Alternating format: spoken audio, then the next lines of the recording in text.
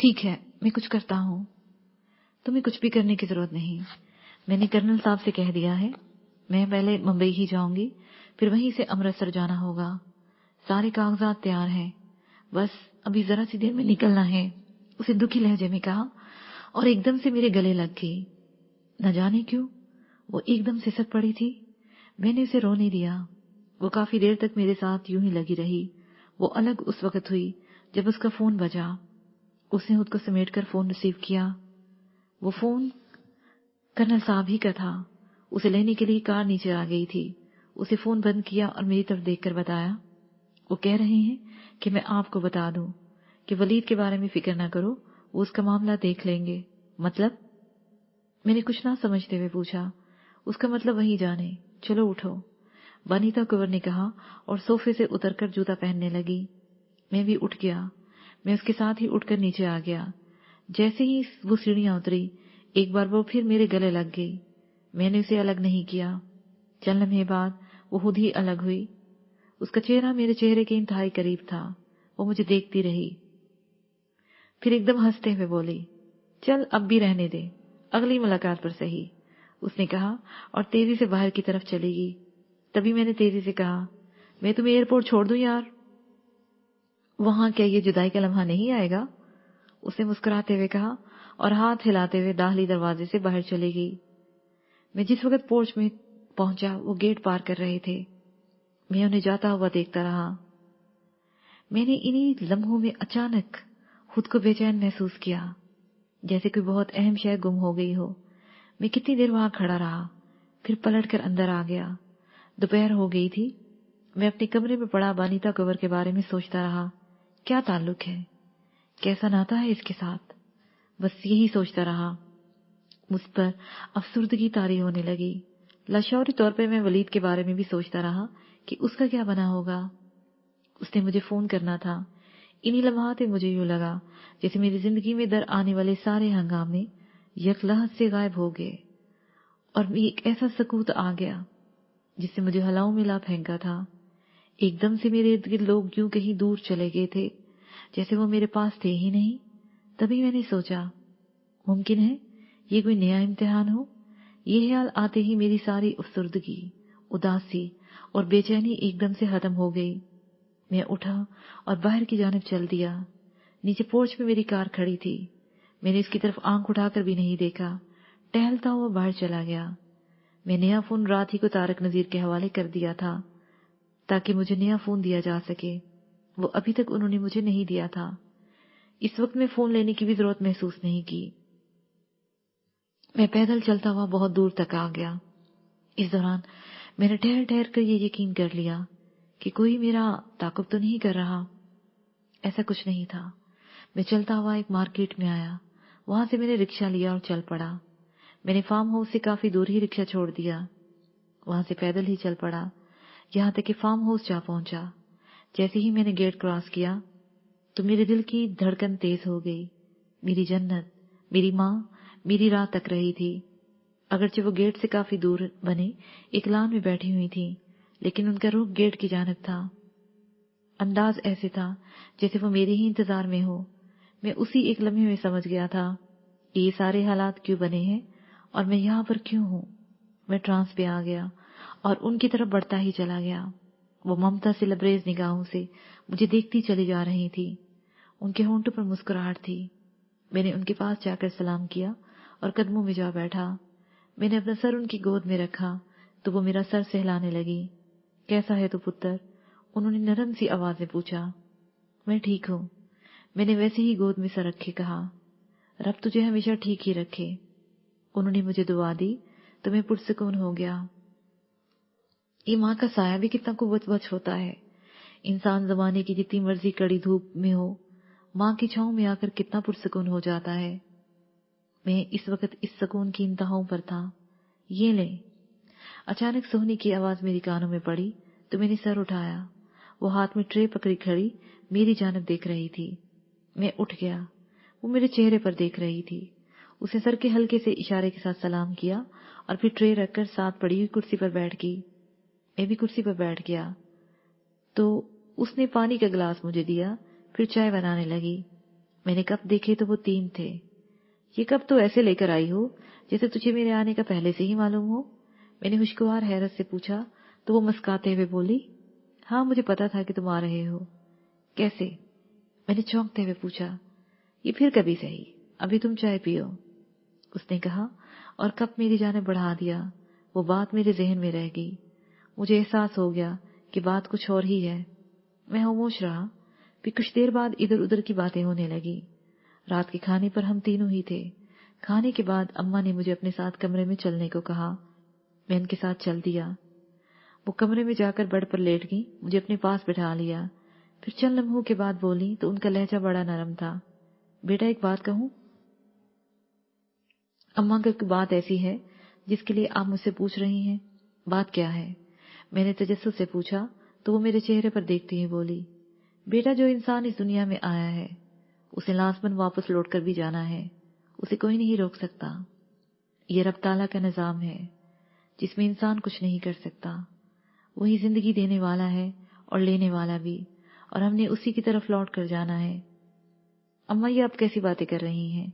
मैंने बात को समझते हुए तकरीबन रो देने वाले लहजे में कहा, मौत से खौफज़दा नहीं होते बेटा, ये भी जिंदगी का एक हिस्सा है। डरते वही हैं जो ये समझते हैं कि जिंदगी दुनिया ही की है, हालांकि जिंदगी तो न जाने कब की शुरू हो चुकी है। जिंदा वही होता है जो जिंदगी और मौत दोनों को तस्खीर कर लेता है। वो बड़े सुकून से कह रही थी। मैं खामोश रहा तो वो बोली, खैर दुनिया की जिंदगी में कामयाब वो है जो खुशी और गमी दोनों पर काबू पा लेता है। आप कहना क्या चाहती हैं? मैंने बेसब्री से पूछा तो वो मुस्कुराते हुए बोली, एक माँ का फर्ज है जो अदा करना चाहती हूँ। मैं तुम्हारी शादी करना चाहती हूँ। शादी तो खुशी की बात होती है, लेकिन आप इतनी अफसरदगी में ये बात क्यों बता रही हैं? मैंने खास ख्याल के तहत पूछा तो वो फिर से मुस्कुरा दी। पुत्र हर काम के लिए रब ताला ने वक्त मुकर्रर कर रखा है, वो इसी पर होना है। क्या तुम ये नहीं पूछोगे कि मैं तुम्हारी शादी किससे कर रही हूँ? जी आप बता दें। मैं जानते बूझते भी अनजान बन गया। देख पुत्र, जो मैं नाम लूं तो इसका मतलब ये नहीं कि वो हतमी है और इसी के साथ तुझे शादी करना होगी। ऐसा नहीं है। अगर तुम्हें पसंद हो तो ठीक, वरना नहीं।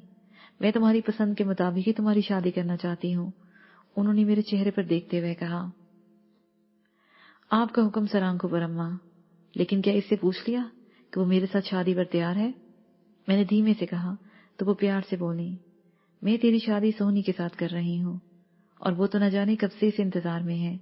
ठीक है अम्मा, मैंने पूरे दिल से कहा तो वो एकदम से खुश हो गई। वो बड़ा ही सुनहरा लम्हा था। मैंने अपनी माँ के चेहरे पर ऐसी खुशी पहले कभी नहीं देखी थी। और हम शादी करेंगे नूरनगर जाकर। अम्मा ने एकदम से हुक्म दे दिया। कब जाना है? मैंने पूछा। पुत्र ये तुम्हारी मर्जी है कि तुम कब नूरनगर जाना चाहते हो, कब शादी करना चाहो। मैं तो यही चाहती हूँ कि कल नहीं तो आज, आज नहीं तो अम्मी अभी, अम्मा ने कहा और बेड पर लेट गई। इसका मतलब था कि अब वो मजीद बात नहीं करेंगी। अच्छा अम्मा, आप आराम करो, बातें होती रहेंगी। मैं ये कहते हुए उठा, लाइट ऑफ करके धीमी लाइट जलाई और कमरे से बाहर चला गया। मैं कमरे से बाहर निकला तो मेरी निगाह कॉरिडोर के सिरे पर खड़ी सोहनी पर पड़ी। उसकी पुश्त मेरी जानब थी। वहां पर मदम रोशनी थी। सोहनी ने सफेद बुराक लिबास पहना हुआ था। मैंने उसकी तरफ कदम बढ़ा दिए। मैं जैसे ही उसके पास पहुंचा, उसने धीरे से रुख मोड़ा। उस वक्त वो मुझे इंतहाई हसीन लगी। उसका चेहरा सफेद आंचल के हिसार में था। उसके बदन का कोई हदोहाल मुझे दिखाई नहीं दिया। मेकअप के लवाजमात से बेनियाज चेहरा दमक रहा था। उसकी शर्मगी आंखों में दूर दूर तक कहीं कोई ऐसा नहीं था कि वो क्या थी और अब क्या है। मुझे वो सोहनी याद आने लगी जो मुसाफिर शाह के मेले पर बेहुद होकर नाच रही थी। मैं उससे पहली बार मिला था। तब से मैं एक दायरे में आ गया जहां से अब तक नहीं निकल पाया था, और इसकी जिंदगी भी एक नई साख्त इख्तियार कर गई थी। क्या देख रहे हो? उसने आहिस्ता से पूछा। कुछ नहीं। मैंने सर झटकते हुए उसका गुलाबी हाथ थाम लिया और उसने अपने दूसरा हाथ मेरे हाथ पर रखते हुए कहा, यही ना कि वो पहले दिन मिलने वाली सोहनी किधर गई और अब ये कौन है? यही ना? उसने कहा तो मैं एक लम्हे के लिए चौंक गया, फिर मुस्कुराते हुए पूरी सच्चाई से बोला, बिल्कुल। एक लम्हे के लिए मुझे वो याद आ गई थी। میرے یوں کہنے پر وہ چند لمحے میری طرف دیکھتی رہی، پھر مجھے لے کر میرے کمرے کی جانب چل پڑی۔ میں آہستہ آہستہ قدموں سے چلتا ہوا اس کے ساتھ بڑھتا چلا گیا۔ ہم کمرے میں آ گئے۔ اس نے مجھے بیڈ پر بٹھایا اور پھر وہ خود بھی بیڈ پر بیٹھ گئی۔ اس نے میرا سر اپنے زانوں پر رکھ لیا اور پھر میرے بالوں میں ہولے ہولے انگلیاں پھیرتے ہوئے بولی، تمہیں شاید یاد ہو نہ ہو، مگر میں وہ لمحہ کبھی نہیں بھول سکتی جب تم نے میرا تعارف اماں سے کرایا تھا، اور اماں نے جو میرے ساتھ سلوک کیا اسی رویے نے گرویدہ کر لیا۔ زندگی میں دولت کوئی اہمیت نہیں رکھتی۔ میری سگی ماں نے مجھے پڑھایا لکھایا، میری خاص طرح سے تربیت کی۔ کس لیے؟ دولت کے لیے نا۔ آج میرے پاس اس کے تصور سے بھی زیادہ دولت ہے۔ خیر، امیر یہ کہنے کا مطلب نہیں تھا۔ میں بتانا چاہتی تھی کہ تم نے اسی رات میرا دل لوٹ لیا تھا۔ اس سونی اور اس سونی تک جو سفر ہے وہ میرے لیے ہی تھا۔ میں نے دھڑکتے دل سے سوال کیا، نہیں بالکل نہیں۔ اسے تیزی سے جواب دیا، پھر ثانیہ، پھر توقف کے بعد بولی، پہلے پہل تھا لیکن بعد میں نہیں۔ مجھے یہ ظن تھا کہ دنیا کو کوئی بھی مرد ہو میں اسے پگھلا سکتی ہوں۔ میری تربیت ہی یہی تھی، مگر وہ تربیت انتہائی جھوٹی تھی۔ تیرے جیسے خود بندے کو اپنی مرضی سے میں چھو بھی نہ سکی۔ مجھے وہ ساری تربیت بیکار لگی۔ پھر اماں نے بتایا کہ میں اپنے آپ کو آزماؤں۔ میں نے آزمایا اور آج تم میرے پاس ہو، اتنے قریب۔ کیا وجہ ہے اس کی؟ میں نے پھر پوچھا، عشق، تیرا عشق، جس سے مجھے اتنا کچھ ملا کہ کبھی کبھی تو میں سوچتی ہوں کہ تمہارا ہونا، تم سے عشق تو بس ایویں ثانوی سا تھا، ایک راستہ، ایک نشان۔ میری منزل تو کہیں اور ہے، میں تو کسی دوسرے راستے کی مسافر ہوں، اور تھی، یا شاید تمہارا وجود میری قوت تھی، تم سے ہو کر میری تکمیل ہے۔ میں تمہارے بنا ادھوری ہوں، وہ جذب سے بول رہی تھی۔ اور اگر میں نہ ہوں تو مجھے فرق نہیں پڑتا اب، میں آنکھیں کھول دوں یا بند کر لوں، اس سے بھی کوئی فرق نہیں پڑتا۔ تم میرے اندر ہو، میرے من میں، جہاں صرف میری مرضی چلتی ہے، اور جان لو میرے من میں جو ہوتا ہے وہی تم کرتے ہو۔ آزمانا چاہو تو آزما دیکھو، اس نے انتہائی اعتماد سے کہا۔ یہ ساری باتیں تم نے کہاں سے سیکھ لیں؟ میری اماں کو تو ایسی باتیں نہیں آتی۔ میں نے ماحول کو سنجیدگی کو کم کرنے کی کوشش کی تو وہ مسکراتے ہوئے بولی، جب من کی آنکھ کھلتی ہے نا جمال، تو سب روشن ہو جاتا ہے۔ کیا تم نہیں جانتے ہو کہ عشق سارے حس و حشاق جلا دیتا ہے اور اپنی ساخت پر لے آتا ہے؟ میرا عشق نہ صرف مجھے اپنی ساخت پر لے آیا ہے بلکہ اتنی قوت دے دی ہے کہ تمہیں بھی اپنی ساخت پر لے آؤں۔ اسے تم چاہے رنگ میں رنگنا کہہ دو یا آپ پہ رانجھا ہوئی کہہ لو، میں ان دونوں کیفیات سے آگے نکل چکی ہوں۔ میں نے عشق کی اس آگ کو خود تک محدود رکھا، تم تک نہیں پہنچنے دیا۔ اب اسی عشق کا آزمانا ہے۔ وہ اب بھی جذب میں کہہ رہی تھی، یار میں اتنی عورتوں، میں نے کہنا چاہا تو وہ میری بات اچک کر بولی، تم جہاں بھی رہو وہاں پر بھی میرے ہو، کہ اب تمہارا مرکز میں ہوں۔ تم کہیں بھی کسی کے ساتھ بھی رہو، مجھے سے کوئی فرق نہیں پڑتا۔ یہاں اب سوال جسم کا نہیں رہا۔ اس نے مسکراتے ہوئے کہا، کیسے؟ کیا تم مجھے سمجھا پاؤ گی؟ میں نے پوچھا تو وہ چند ثانیے کو کسی نامعلوم نقطے کو دیکھتی رہی، پھر بولی، انسانی جسم کی شعاؤں سے تو تم واقف ہو ہی چکے ہو۔ ان کی دریافت کے بعد انہیں اتنی طاقتور بنا لینا کہ کسی دوسرے کی شعاؤں پر اثر انداز ہو جائے، یہ تو خود انسان کے اپنے اختیار میں ہے نا۔ شعاؤں سے دنیا رب کی رضا ہے، ان کا استعمال بندے کا اختیار ہے۔ تم دنیا میں جہاں بھی ہو، مجھے اب تیرے بارے پتا ہوتا ہے۔ اس نے یوں کہا جیسے وہ عام سی بات کر رہی ہو۔ میں حیرت سے اسے دیکھنے لگا تو وہ مسکراتے ہوئے بولی، ایسے مت دیکھو، جوڑی سے ہی تو کہتے ہیں جو برابر کی ہو۔ اس کے یوں کہنے پر میں نے غور کیا تو وہ ایک دم سے صدیوں کا فاصلہ طے کر گیا۔ اب مزید سوال کریدنے کے ضمن میں آ جانا تھے۔ میں نے موضوع ہی بدل دیا، کیا تم میرے ساتھ شادی پر خوش ہو؟ اگر تم دو جسموں کے ملاپ کو شادی کا نام دو گے تو یہ لا حاصل ہوگا، اگر اپنی ذات کی تکمیل چاہو گے تو یہ انتہائی ضروری ہے۔ خوش قسمت ہوتے ہیں وہ لوگ جنہیں یہ مقام میسر آ جاتا ہے۔ تب میں خوش ہوں گی کہ اس راستے میں تمہارا ساتھ ہوگا۔ میں اس وادی سے گزر کر آگے بڑھنا چاہتی ہوں۔ یہی وہ منزل ہے جہاں شجر نے آگے بیج دے کر فطرت کی تکمیل کرنا ہوتی ہے۔ اس کا لہجہ وہی رہا تو میں سمجھ گیا کہ وہ کہاں تک جا پہنچی ہے۔ رات بہت ہو گئی ہے، اب سوئیں؟ میں نے کہا ہاں اب سو جاؤ۔ اس نے کہا اور دھیرے سے میرا سر تکیے پر رکھا اور اٹھ گئی۔ وہ چلی گئی، لیکن میں ایک نئی دنیا میں آ گیا۔ مجھے یوں لگا کہ جیسے وہ میرا اپنا پن بھی اپنے ساتھ ہی لے گئی ہے۔ مجھے یوں لگا میں یہاں پر ہوں ہی نہیں، اس کے ساتھ ہی کہیں چلا گیا ہوں۔ شاید اب عشق نے مجھے آزمانا تھا یا میں عشق کو آزمانا۔ اس کا نتیجہ کیا ہونا تھا یہ رب سونا ہی جانے۔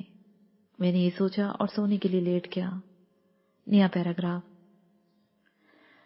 جسپال کو سوئے بھی تھوڑا سا وقت ہی ہوا تھا۔ رات کا آخری پہر چل رہا تھا۔ 1-2 گھنٹوں میں صبح ہو جانے والی تھی۔ کمرے میں مدھم روشنی تھی۔ تبھی سائڈ ٹیبل پر دھرا ہوا سیل فون بج اٹھا۔ جسپال جاگ گیا۔ اس نے فون اٹھایا اور اس کی سکرین پر دیکھا، وہاں اجنبی نمبر تھا۔ اس نے کال ریسیو کی اور پوچھا، ہیلو کون؟ میں بات کر رہی ہوں۔ بانیتا گور کی آواز ابھری۔ ہیلو کہاں ہو؟ اس نے ہمار آلود آواز میں پوچھا۔ میں ممبئی میں ہوں اور یہاں سے بائی ایئر امرتسر نکلنے والی ہوں۔ تم ایسا کرو ابھی اسی وقت امرتسر کے لیے نکلو، میں وہیں گھر پر ملتی ہوں۔ بانیتا کوئی خاص بات؟ اس نے تشویش سے پوچھا تو وہ تیزی سے بولی، میں وہیں آ کر بتاتی ہوں نا۔ اس کے لہجے میں کچھ ایسا تھا کہ جسپال نے مزید کوئی سوال نہیں کیا اور فوراً ہی بیڈ سے اٹھ گیا۔ تقریباً آدھے 1 گھنٹے میں وہ اوگی سے نکل پڑا تھا۔ اس نے کسی کو بھی نہیں بتایا تھا۔ وہ ان سوالوں کا سامنا کرنا پڑتا جس کے جواب اسے بھی نہیں معلوم تھے۔ اس وقت جوتی ہی اسے سوئی سوئی دکھائی دی۔ اس نے اختصار سے اسے بتایا اور چل پڑا۔ جلندھر تک اس کے ذہن میں کئی سارے باتیں آتی رہیں، لیکن پھر اس نے اپنا سر جھٹک کر سارے خیال نکال دیے۔ ابھی دن کا پہلا پہر ہی تھا جب وہ امرتسر پہنچ گیا۔ اس نے گاڑی پورچ میں روکی اور اندر چلا گیا۔ ڈرائنگ روم بالکل خالی تھا۔ وہیں موجود ملازم سے پتا چلا کہ بانیتا گور ابھی تک گھر نہیں پہنچی تھی، جبکہ اس کے آنے کی اطلاع آ چکی ہے۔ ملازم اس کی طرف دیکھ رہا تھا۔ رتن دیپ سنگھ جی کہاں ہیں؟ اس نے پوچھا۔ وہ تو صبح پارٹی آفس میں چلے گئے ہیں، وہیں پر تو ہیں وہ۔ اور بانیتا نے کیا کہا تھا کہ وہ؟ اس نے جان بوجھ کر اپنی بات ادھوری چھوڑ دی۔ جی انہوں نے تو یہی کہا تھا کہ وہ ایئرپورٹ آ جائیں گی، وہیں گاڑی بھیج دیں، وہ تو ڈرائیور گاڑی لے گیا ہے۔ دوسرا آپ کے بارے میں بتایا۔ آپ بیٹھے، میں آپ کے لیے ناشتہ لے کر آتا ہوں۔ ملازم نے کہا، پہلے میری ڈرائیور سے بات کرواؤ یا اس کا نمبر دو مجھے جلدی۔ وہ تیزی سے بولا، جی بہتر۔ یہ کہہ کر اس سے اپنا سیل فون نکالا اور میں نے ڈرائیور کا نمبر تلاش کر کے کال ملا دی۔ چند لمحے بعد رابطہ ہو گیا۔ بانیتا گور ایئرپورٹ کی عمارت کے اندر ہی تھی۔ اگلے ہی لمحے اس کی بانیتا سے بات ہونے لگی۔ خیر تو ہے نا بانیتا؟ جسپال نے صوفے پر بیٹھتے ہوئے پوچھا۔ نہیں خیر نہیں ہے، اسی لیے میں لاہور سے انتہائی افراتفری میں نکلی ہوں۔ اسے بھاری آواز میں کہا، بات کیا ہے؟ کچھ بتاؤ گی بھی؟ اس نے الجھتے ہوئے لہجے میں بولا تو وہ بولی، باپو کی جان خطرے میں ہے۔ اس کا مطلب یہ نہیں کہ وہ باپو کو مارنا چاہتے ہیں، بلکہ ان کا اصل مقصد ہے آج ہونے والی الیکشن کو ڈسٹرب کیا جائے۔ وہ یہاں کی سیٹ سے ہی نہیں، پنجاب کی کئی دوسری نشستیں صاف طور پر ہار رہے ہیں۔ ایک بڑا سیٹ اپ ہونے جا رہا ہے جسے وہ وقتی طور پر ٹالنا چاہتے ہیں۔ وہ انتہائی سنجیدگی سے بولی۔ تب جسپال نے گہرا سانس لیا اور سکون سے کہا، ابھی تم نے ادھر گھر میں نہیں آنا اور نہ بھی یہاں قدم رکھنا۔ کہیں ایسی جگہ ٹھہرو جہاں ہم پہلے سکون سے بات کر سکیں۔ میں آتا ہوں۔ ممکن ہے اس ڈرائیور پر نگاہ میں رکھا گیا ہو، اسے بھیج دو اور اس کا فون لے لو۔ اوکے، اس نے ایک دم سے کہا اور فون بند کر دیا۔ جسپال نے نمبر لے لیا اور وہاں سے چل پڑا۔ ایئرپورٹ سے شہر کی طرف آنے والی اجنالا روڈ پر ہی گرو ایونیو کے ایک ریسٹورینٹ میں بیٹھی ہوئی تھی۔ جسپال اس کے پاس چلا گیا۔ وہ اس کے سامنے بیٹھتے ہوئے پوچھا، تمہیں یہ خبر کس نے دی؟ حکومتی پارٹی کے اندر کے بندے سے یہ بات؟ اسے کہنا چاہا تو جسپال بولا، بانیتا گور جی، تم سے ایک بات کہوں؟ وہ ٹھہرے ہوئے لہجے میں بولا تو وہ تجسس سے اس کی طرف دیکھتے ہوئے بولی، کہو۔ کچھ عرصہ پہلے تمہیں ایسی ہی خبر ملی تھی اور ہم سیدھے جال میں جا پھنسے تھے۔ مطلب دشمنوں نے تجھے خود ایسی خبر دے کر جال میں پھنسا لیا ہے۔ دوسری بات، انہیں یہ کیسے پتا چلا کہ تم کہاں ہو؟ یہ ممکن ہی نہیں ہے کہ وہ معلوم نہ کر سکے ہوں کہ تم پاکستان میں ہو اور تم بے وقوفی کی طرح فوراً یہاں آ پہنچی۔ और ऊपर से मुझे भी यहाँ बुला लिया है। तुमने जरा भी नहीं सोचा। वो तेजी से कहता चला गया। तब वो हैरत से उसकी तरफ देखकर बोली, यार जिसने ये खबर दी है वो अपना बंदा है, उसने पहले कभी गलत खबर नहीं दी। वनीता, ये जान लो कि इस खबर के पीछे कोई दूसरा मकसद छुपा हुआ है। वो क्या है मैं इस बारे में कुछ नहीं कह सकता, लेकिन इस नाजुक वक्त में ऐसा मुमकिन नहीं है। जसपाल ने हतवी लहजे में कहा। तो फिर क्या करना चाहिए? उसने जसपाल की आंखों में देखते हुए पूछा। तो वो चंद लम्हे सोचते रहने के बाद बोला, 2 बातें हैं। या तो हम उस खबर को सच मानकर रतनदीप सिंह जी की हिफाजत में लग जाएं, फिर जो सामने आए देखा जाएगा। दूसरा, इस खबर को शक की निगाह से देखें और उसके पीछे जो मकसद है उसे जानने की कोशिश करें। जसपाल ने संजीदगी से कहा, ये मकसद कैसे जान पाएंगे? इस दौरान अगर उन्होंने बापू को, वो कहते कहते रुक गई। कुछ नहीं होगा तुम्हारे बापू को। जहां तक मुझे शक है वो तुम्हें अपने जाल में फंसाना चाहते हैं। ये कैसे कह सकते हो? वो तजस्सुस मिली हैरत से बोली। तो जसपाल ने उसे समझाया, ये तो कन्फर्म है कि उन्होंने तुम्हारे पाकिस्तान होने के बारे में जान लिया है।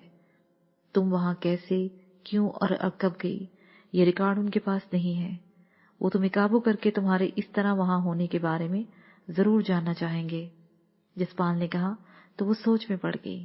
फिर चंद लम्हे सोचते रहने के बाद बोली, तो फिर क्या करना चाहिए? हम दोनों ही ऑप्शन लेते हैं। तुम फौरन वहां जाओ जहां रतनदीप सिंह जी हैं। फोन पर पहले बता दो कि वो कतन हैरत का इजहार न करें, क्योंकि तुम तो कई दिनों से जालिंदर फार्म हाउस पर हो। और दूसरा, उसने बताया, दूसरा ये कि जिसने ये खबर दी है उसे उठा लें और फिर बस बात निकल आएगी। जसपाल ने कहा। तो वनीता कुंवर की आंखें चमक उठी। वो समझ गई थी कि उसने क्या करना है। वो चंद लम्हे सोचती रही, फिर बोली, ठीक है, मैं अभी बापूजी के पास जाती हूँ और तुम उसे उठाओ मत, देखें क्या करता है। मेरे ख्याल में उस पर भी अभी हाथ डालना मुनासिब नहीं। मुमकिन है जैसा हम सोच रहे हो वैसा ना हो, यह खबर सच हो। ऐसे में हम उनके एहसानमंद हुए ना? वनीता कुंवर ने उसकी तरफ देखकर पूछा।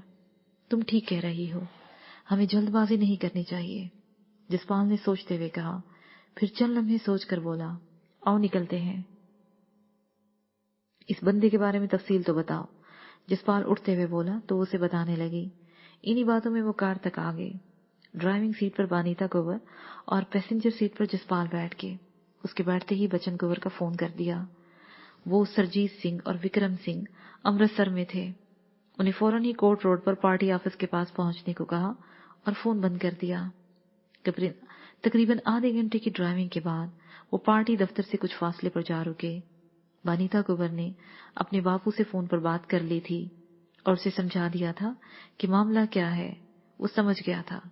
उनसे जरा फासले पर बच्चन कुंवर के साथ दोनों कार में मौजूद थे और उनका आपस में राब्ता हो गया था। वनीता कुंवर ने जसपाल को वहीं उतारा और चल दी।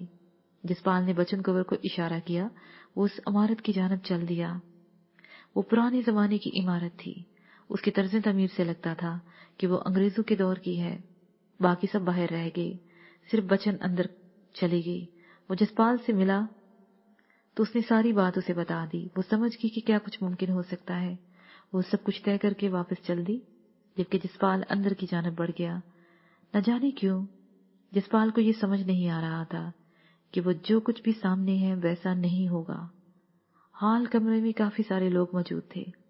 एक जानब रतनदीप सिंह जी एक सोफे पर बैठा हुआ था। उसके कुछ फासले पर वनीता कुंवर मौजूद थी। उसके साथ कुछ दूसरी खवातीन भी मौजूद थी। मुख्तलिफ जगहों से इलेक्शन बारे इतलात आ रही थी। माहौल में हासी गर्मी थी। एक तरह से अफरा तफरी का आलम था। जब जसपाल ने वहां मौजूद लोगों का जायजा ले लिया था, लेकिन उसे कोई ऐसा बंदा दिखाई नहीं दिया जिसके बारे में ये गुमान हो कि वो कुछ कर सकता है। वो ऐसे रुख पर बैठा हुआ था कि जहां से दाखिली दरवाजा दिखाई दे रहा था। हर आने जाने वाला उसकी निगाह में था। इस दौरान वो कई बार अपने बापू से मिली, उसे सारी सूरत हाल के बारे में बताया। वो बिल्कुल भी परेशान नहीं हुआ, यहाँ तक कि दोपहर का वक्त हो गया। ऐसे ही वक्त जब बहुत सारे लोगों के साथ रतनदीप सिंह हवेली जाने के लिए उठ गया था। हाल में चंद लोग ही थे। वनीता कुंवर और जसपाल के दरमियान इशारों में वहां से उठ जाने की बाबत तय हो गया। वो आगे पीछे उठे और हाल से बाहर निकल गए। वनीता कुंवर पैदल ही चल रही थी। उसने फोन पर जसपाल को बता दिया कि वो सड़क के दूसरी तरफ 10-20 कदम के फासले पर मौजूद एक रेस्टोरेंट में जा रही है। बाकी सबको वहीं बुला लो ताकि खाना तो खाएं। दोनों इस इमारत से बाहर आ गए और उनका रुख उसी रेस्टोरेंट की जानब था। जसपाल ने बचन कंवर का नंबर पुश कर दिया। कॉल मिलते ही उसे बता दिया कि वो भी आ जाए। दोनों ही रेस्टोरेंट में दाखिल होकर एक दूसरे से अलग अलग मेज पर बैठ गए। हाल में इतने लोग नहीं थे, शायद यहाँ लोग लंच के लिए कम आते थे या इलेक्शन की छुट्टी एंजॉय कर रहे थे। बाकी अभी आए नहीं थे। ऐसे में दो लड़कियां हाल के दाखिली दरवाजे से अंदर आ गईं। उन्होंने इधर उधर देखा और एक गैर महसूस अंदाज में बानीता कंवर की जानिब बढ़ी। बानीता कंवर अपने ध्यान में बाहर की जानिब देख रही थी। जैसे ही एक लड़की इसके करीब गई और बिल्कुल उसके साथ लग गई, बैठी हुई बानीता कंवर को एक झटका लगा। लड़की के लब तेजी से हिले तो जसपाल समझ गया कि मामला क्या हो सकता है। जसपाल ने फिर बचन कंवर का नंबर पुश किया। दूसरी तरफ से जब तक फोन उठाया गया, वो लड़की बानीता कंवर को उठाकर दाखिली दरवाजा पार कर गई थी। जसपाल उसके पीछे था और चारों तरफ निगाह रखे हुए था। उस लड़की के साथ दूसरी लड़की यूं जा रही थी जैसे पहली को कवर दे रही हो। जसपाल ने वाज़ेह तौर पर महसूस किया कि हाल के बाहर इनके साथ 3 बंदे हैं जो उस वक्त हरकत में आ चुके थे। उन्हीं लम्हात में जसपाल और बानीता कंवर की निगाहें मिली। जसपाल ने इशारे से पूछा तो बानीता कंवर ने हाल के बाहर 2-2 हाथ करने का फैसला कर लिया था। वो तीनों एक कार में बाहर रुक चुके थे। बानीता कंवर को जैसे ही बाहर लाया गया, जसपाल भी बाहर आ चुका था। एक जवान सा लड़का कार में बैठ चुका था। लड़की बानीता कंवर को धकेल कर उसी कार की जानिब ले जा रही थी। सारी सूरत हाल वाज़ेह हो चुकी थी। जैसे ही वो कार के करीब गई तो कार का पिछला दरवाजा खुल गया। लड़की ने बानीता कंवर को धक्का दिया ताकि उसे अंदर बिठाया जा सके, मगर उसी लम्हे बानीता कंवर पलटते हुए एकदम से नीचे बैठ गई। उसके साथ ही उसने लड़की के दोनों हाथों पर उठाया और उसकी टांगों के दरमियान अपना घुटना दे मारा। लड़की अपनी कुव्वत में आधी से ज्यादा कार के अंदर जा गिरी। इसी दौरान लड़की ने अपना पिस्टल निकालकर सीधा करना चाहा, तो उससे पहले कि वो सीधा करती, जसपाल ने एक हाथ से उसकी कलाई पकड़कर झटक दिया और दूसरे उसकी गर्दन की गिल हमाल करके जकड़ लिया। तभी उनके साथ आए हुए 2 लड़कों ने अपना अपना पिस्टल निकालकर बानीता कंवर पर तान लिया। एक लंबे कद वाले नौजवान ने भारी और रौबदार आवाज में हुक्म देते हुए कहा, हिलना मत वरना गोली मार दूंगा, बैठो गाड़ी में। बानीता कंवर ने एक सानिये को हालात का जायजा लिया और अपने हाथ उठा दिए। अगर तुमने गोली मार दी, गोली चलाई तो मैं इस लड़की को मार दूंगा, जसपाल ने ऊंची आवाज में कहा। तो उस लड़के ने लापरवाही से कहा, मार दो। फिर बानीता कंवर की तरफ पिस्टल की नाल का इशारा करते हुए बोला, मैंने कहा है गाड़ी में बैठो। लफ्ज अभी उसके मुंह में ही थे कि फायर हुआ और उसके हाथ से पिस्टल कहीं दूर जा पड़ा। उसी लम्हे दूसरे के साथ भी यही हुआ। उसके साथ ही वो चारों बाहर आ गए। जसपाल की निगाह ड्राइविंग सीट पर बैठे हुए नौजवान पर थी। ऐसा मुमकिन ही नहीं था कि उसके पास असला न हो। फायर की आवाज के साथ ही जसपाल ने काबू की हुई लड़की की गर्दन को झटका दिया। वो नीचे जा गिरी। जसपाल चश्मे जदन में पैसेंजर सीट का दरवाजा खोलकर उस ड्राइवर पर पिस्टल तान चुका था। अगले ही लम्हे वो बाहर निकल गया और उसकी जगह जसपाल बैठ चुका था। देर मत करो, इन्हें काबू करके निकलो, सरजीत सिंह ने ऊंची आवाज में कहा। तो जैसे होश आया, बानीता कंवर में जैसे करंट दौड़ गया। उसे पिस्टल हाथ में लिया और उसका दस्ता लड़की के सर पर मारा। फिर दूसरी को लाकर पिछले नशिश पर ला फेंका। इसी दौरान बाकी सबने भी यही किया और 2 मिनट में वो ये सब कुछ करके चल दिए। बानीता कंवर तेजी से अपने लोगों को कॉल करके अपनी सूरत हाल के बारे में बता रही थी। मुमकिन है कि रास्ते में उन पर कोई भारी हमला हो। इसके बचाव की तदबीर भी थी और ठिकाने तक पहुंचना भी था जहां इन 5 से पूछताछ हो सकती थी। इस रेस्टोरेंट से मगरिब की जानिब टी रोड पर घुमानपुरा के करीब फार्म हाउस था। दूसरे लफ्जों में यही जगह बानीता कंवर का सेफ हाउस या पनाहगाह था। उस जानिब तेजी से बढ़ रहे थे। जसपाल कार चला रहा था। बचन कंवर साथ बैठी हुई थी और बानीता कंवर इन लड़कियों को सीट में दबाए उनके ऊपर बैठी हुई थी। इन 5 को ले जाकर एक कमरे में फर्श पर फेंक दिया गया। बचन के साथ सरजीत और विक्रम ने इनकी तलाशी लेकर हर शय अपने कब्जे में कर ली हुई थी। लंबे कद का नौजवान बहुत ज्यादा बेचैन था। उसके हाथ से अभी तक खून बह रहा था। सबके हाथ बंधे हुए थे وانیتا کنور انہیں دیکھتے ہوئے ٹہل رہی تھی. وہ اس وقت ہوش میں تھے. تبھی وہ اپنی گونجدار آواز میں بولی, کون ہو تم لوگ اور مجھے کیوں اغوا کرنا چاہتے تھے؟ لیکن یہ یاد رکھنا میں صرف سچ سننا چاہوں گی, ورنہ یہی مار کر زمین میں گاڑ دوں گی. اس کے ساتھ ہی یہ پارٹ اپنے اختتام کو پہنچا.